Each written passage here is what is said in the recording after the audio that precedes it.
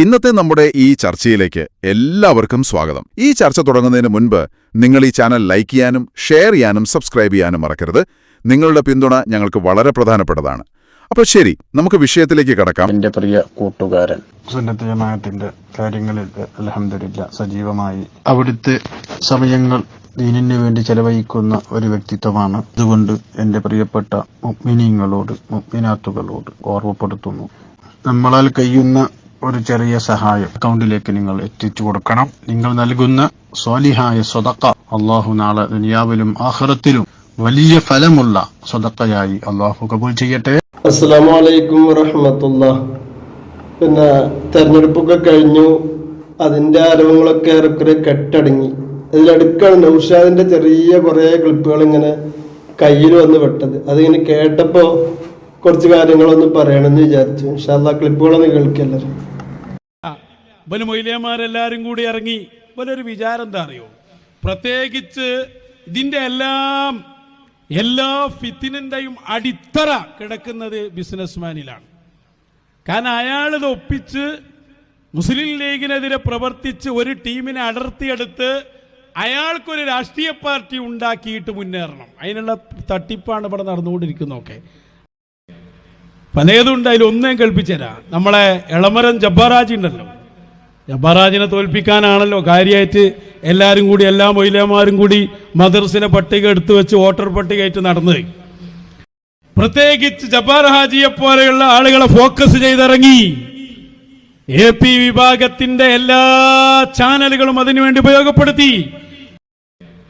പലതുണ്ട്, അതിലൊന്നേം കേൾപ്പിച്ചുതരാം. നമ്മളെ എളമരം ജബ്ബാറാജി ഉണ്ടല്ലോ, ജബ്ബാറാജിനെ തോൽപ്പിക്കാനാണല്ലോ കാര്യമായിട്ട് എല്ലാവരും കൂടി, എല്ലാ മൊയ്ലിയന്മാരും കൂടി മദ്രസിലെ പട്ടിക എടുത്തു വെച്ച് വോട്ടർ പട്ടികയായിട്ട് നടന്നത്. അപ്പൊ കേട്ടല്ലോ നൗഷാദ് പറയണത്. എന്തൊക്കെയാണ് നൗഷാദ് വിളിച്ച് പറയണത്? നമ്മളെല്ലാരും കൂടി ജബ്ബാറാജിനെ തോൽപ്പിക്കാൻ വേണ്ടി ഇറങ്ങി. 5000 വോട്ടിന് ജയിക്കുന്നതാണ് ജബ്ബാറാജി വിചാരിച്ചിരുന്നത് നൗഷാദിനോട് പറഞ്ഞു. അപ്പൊ പിന്നെ 13000 വോട്ടിന് ജയിച്ചു. എല്ലാരും പിന്നാലെ നിങ്ങൾ ഇറങ്ങിക്കൊടുക്കണം. ഇതൊക്കെയാണ് ഇപ്പൊ നൗഷാദിന്റെ അവകാശവാദങ്ങള്. ബിസിനസ്മാനാണ് ഇതിന്റെ ഒക്കെ എല്ലാ ഫിത്നന്റെ തലക്കെന്നൊക്കെ പറയുന്നുണ്ട്. എന്തൊക്കെയോ പിന്നെ പ്രജ്ഞ നഷ്ടപ്പെട്ടുകൊണ്ട് വിളിച്ചു പറയുകയാണ്. എന്നാൽ നൗഷാദിനോട് ചോദ്യം നമുക്ക് ചോദിച്ചാൽ, ഓര് പിന്തുണച്ചിരുന്ന ശക്തി പകരണം എന്നൊക്കെ കുഞ്ഞഹമ്മദ് ഞരമ്പ് പൊട്ടിച്ച് പറഞ്ഞിരുന്ന ഭാരതാംബയുടെ മണ്ണെന്നൊക്കെ പറഞ്ഞിട്ട് പറഞ്ഞിരുന്നല്ലോ, ആ പറഞ്ഞ ആളുകളൊക്കെ എന്താ അയക്കണെന്നാവോ?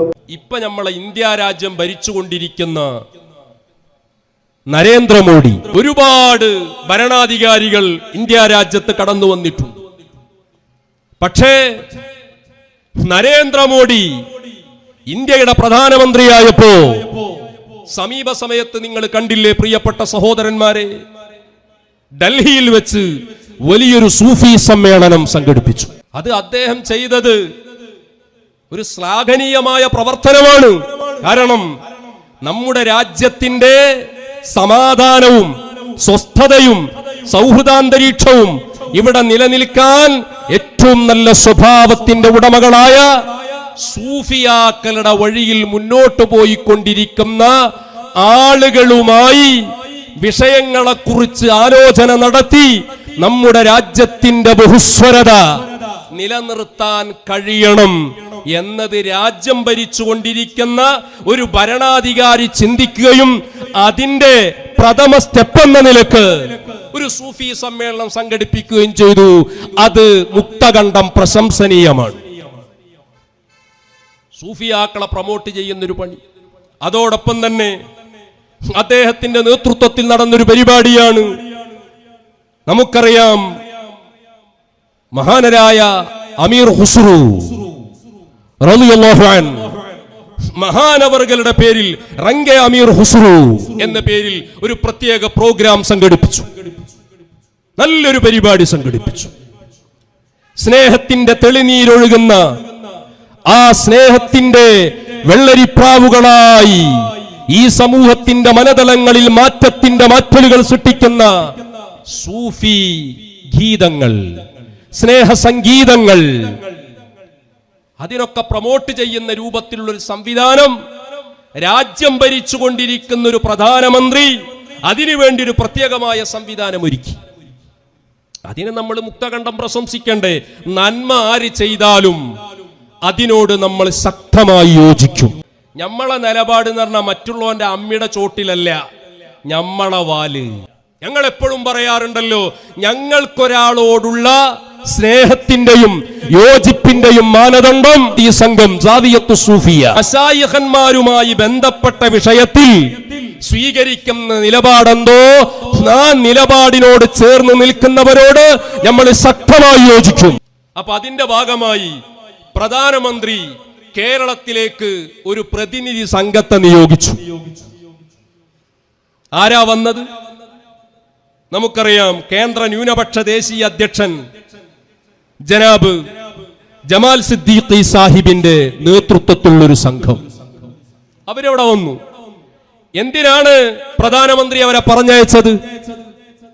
നിങ്ങൾ കേരളത്തിൽ പോകണം, എന്നിട്ട് കേരളത്തിൽ ഈ സൂഫിയാക്കളുടെ വഴികളിൽ നീങ്ങിക്കൊണ്ടിരിക്കുന്ന ആളുകൾ ആരാണ് എന്ന് നിങ്ങൾ കൃത്യമായി മനസ്സിലാക്കി അവരുമായി നിങ്ങൾ അഭിമുഖം നടത്തണം. നിങ്ങൾ അവരെ സമീപിക്കണം, അവരുമായി കാര്യങ്ങൾ ചർച്ച ചെയ്യണം. നമ്മുടെ രാജ്യത്തിന്റെ ബഹുസ്വരത, നമ്മുടെ രാജ്യത്തിന്റെ നാനാത്വത്തിൽ ഏകത്വം എന്ന പൈതൃകം, നമ്മുടെ രാജ്യത്തിന്റെ ഐക്യം, അഖണ്ഡത, അതിനെ കാത്തുസൂക്ഷിക്കാൻ അതിന് നേതൃത്വം നൽകിക്കൊണ്ടിരിക്കുന്ന യഥാർത്ഥ സൂഫികൾ അവരങ്ങൾ കണ്ടെത്തണം, അവരുമായിട്ട് നിങ്ങൾ വിഷയങ്ങൾ സംസാരിക്കണം എന്ന് പറഞ്ഞിട്ട് ആളുകളെ പറഞ്ഞു വെച്ചു. അപ്പൊ അവരുടെ അന്വേഷണത്തിൽ അവർക്ക് ബോധ്യപ്പെട്ടു. എന്റെ പ്രിയപ്പെട്ട സഹോദരന്മാര് ചിന്തിക്കണം. അങ്ങനെ അവര് വന്നു ഇവിടെ വിഷയങ്ങൾ നേരിട്ട് മനസ്സിലാക്കാൻ വേണ്ടി. അപ്പൊ അവരുടെ അന്വേഷണത്തിൽ ബോധ്യപ്പെട്ടു, കുരുവട്ടൂർ സാദിയത്തു സൂഫിയ എന്ന് പറയുന്ന സൂഫി വഴിയിൽ ഇന്ന് ജീവിച്ചിരിക്കുന്ന ഒരു ഗുരുവര്യരുണ്ട്. അവരെ ഒന്ന് സന്ദർശിക്കാം. അങ്ങനെ ആ പ്രതിനിധി സംഘം, പ്രധാനമന്ത്രിയുടെ പ്രതിനിധി സംഘം നമ്മുടെ സാദിയയിലെത്തി. അവര് വന്നപ്പോ നമ്മളവരെ സ്വീകരിച്ചു. നമ്മളെക്കുറിച്ചുള്ള വ്യക്തമായ കാഴ്ചപ്പാടുകൾ അവർക്കുണ്ട്. നമുക്കും വലിയ സന്തോഷമായി. കാരണം എന്താ, ഇവിടെ ഈ സൂഫിയാക്കളെ വിമർശിച്ചു കൊണ്ടിരിക്കുന്ന മൊയ്ലിയക്കന്മാര്, ആ മൊയ്ലിയക്കന്മാരെക്കാളും മശായിഖന്മാരെ വിഷയത്തിൽ ഉഷാറാ വന്ന ആൾക്കാരാ. ഈ പറഞ്ഞ ഈ ന്യൂനപക്ഷ ദേശീയ അധ്യക്ഷൻ ജനാബ് ജമാൽ സിദ്ദീഖി ജി വന്നിട്ട് സംസാരിക്കുമ്പോ സലാം പറഞ്ഞിട്ട് തുടങ്ങുന്ന തുടക്കം എങ്ങനെയെന്നറിയോ? മശായിഖന്മാരെ എതിർക്കുന്ന കുറെ AP മൊയ്ലിയാക്കന്മാരുണ്ടല്ലോ, ഈ പൊന്മളയെ പോലെ പേരോടിനെ പോലുള്ള ആൾക്കാർ. ഞാൻ പറയണത് അവർ പെട്ടെന്ന് പോയില്ലെങ്കിൽ അവരെ മുമ്പിൽ ബറ്റികളെ കൊണ്ടുപോയിട്ട് 2 ദിവസം ഇരുത്തി കൊടുക്കായിരുന്നു. എത്ര ഉഷാറിലാണ്. നമ്മളെ സാദിയിൽ വന്നിട്ട് പറയാം, നമ്മളെ ശൈഖുനാനെ കണ്ടുമുട്ടിയിട്ട് പിന്നെ പറയും ശൈഖുനാനെ വിട്ടിട്ട് ഒരു കളിക്കും ഞങ്ങളില്ല എന്ന് പറഞ്ഞിട്ട് അവർ പ്രസംഗം തുടങ്ങാണ്. सूफी शैखुना जी का दामन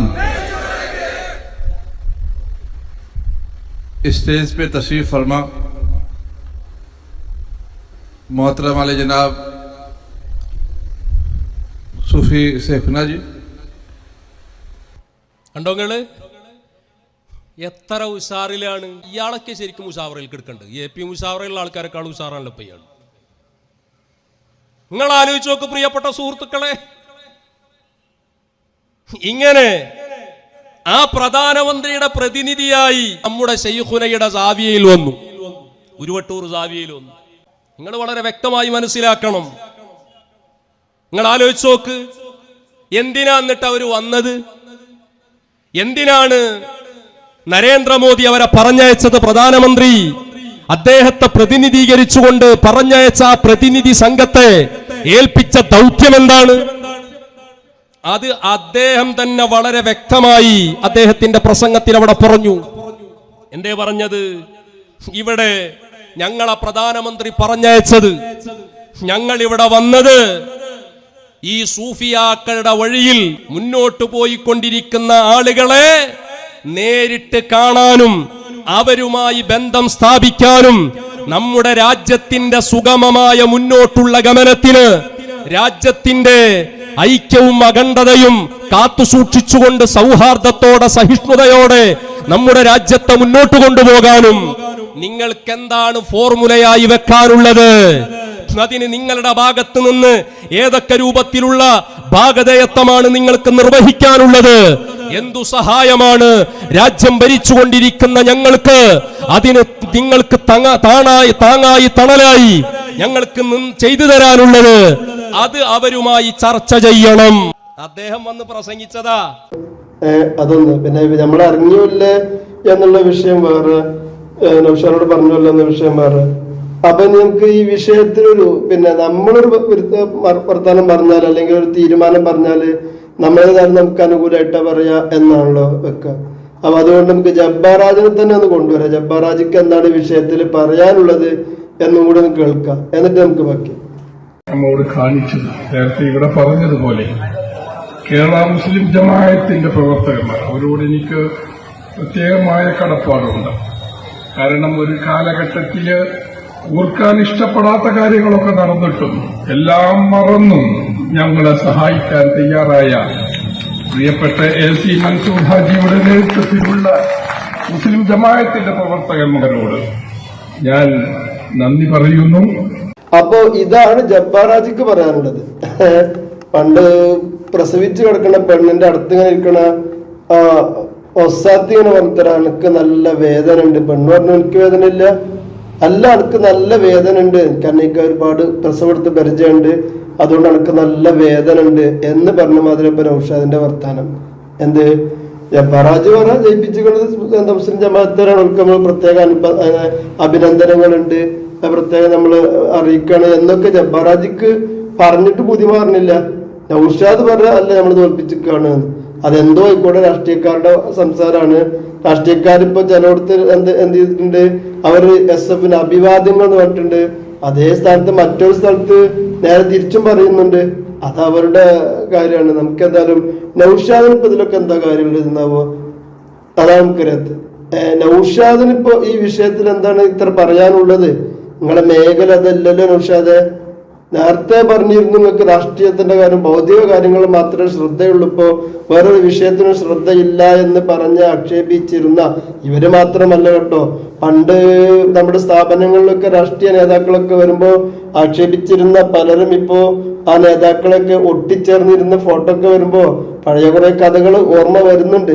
അതിലേക്കൊന്നും ഇപ്പൊ കടക്കുന്നില്ല. ചുരുക്കി പറഞ്ഞാൽ നൗഷാദെ, അപ്പൊ നൗഷാദ് വിചാരിക്കണത് നിങ്ങൾ പിന്നെ പല തിണ്ണകളും ഇറങ്ങിയിരുന്നു, അവരൊക്കെ ഇപ്പൊ എന്താ, അവരൊക്കെ നിങ്ങളെ തിരിഞ്ഞു നോക്കിയോ, നിങ്ങളുടെ അടുത്തേക്ക് വന്നോ? ഇതിന്റെയൊക്കെ എനിക്ക് മനസ്സിലാവുന്നത് ഇവന് ഇത്ര ദേഷ്യം വരാനുള്ള ഒരു കാരണം എന്താണ്? നമ്മളെ ഷെയ്ഖ് ഇവിടെ ഉണ്ടല്ലോ, കുറുവട്ടൂരിൽ ഉണ്ടല്ലോ, നമ്മൾ മുദബ്ബിർ അല്ലേ, മുദബ്ബിറുൽ ആലം അല്ലേ, സ്വാഹിബുൽ വഖ്ത് അല്ലേ. അപ്പൊ ഇവിടെ അല്ലേ വരേണ്ടത്? നമ്മളല്ലേ ഇതൊക്കെ നിയന്ത്രിക്കുന്നത്? ഇവിടെ അല്ലേ രാഷ്ട്രീയക്കാർ വരേണ്ടത് എന്ന് പറയാതെ നൗഷാദ് പറയുകയാണ്. ആ വൈക്കൊന്നും ഒരാളും വരും നിങ്ങൾ വിചാരിക്കണ്ട. നൗഷാദിനോടാണ് പറയാനുള്ളത്. ആ വൈക്കൊന്നും ആരെങ്കിലും വന്ന് നിങ്ങൾ അഭിനന്ദിക്കാത്തതിലുള്ള ആ ഒരു പിന്നെ ചൊരുക്കാണ് ഇപ്പൊ തീർത്തുകൊണ്ടിരിക്കുന്നത്.